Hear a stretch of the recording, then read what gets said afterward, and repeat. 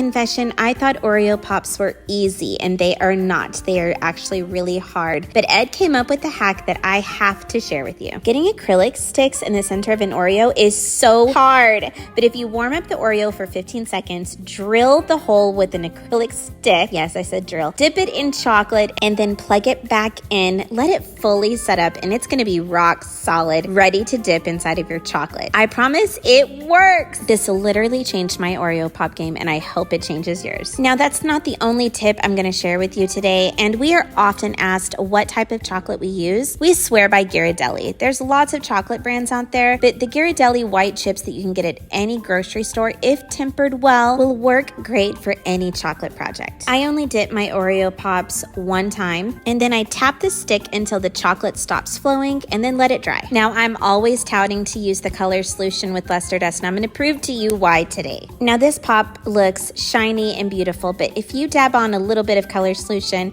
and then go back and dry dust more of that luster on top, do you see the difference? Do you see it? This is the difference, y'all. This is why the color solution is the MVP of this industry. Now I'm just attaching some painted fondant flowers I had already done before to finish off this Oreo Pop, and they all turned out so super cute. I hope you enjoyed both tips that I gave to you today, and let me know if you're gonna give them a whirl.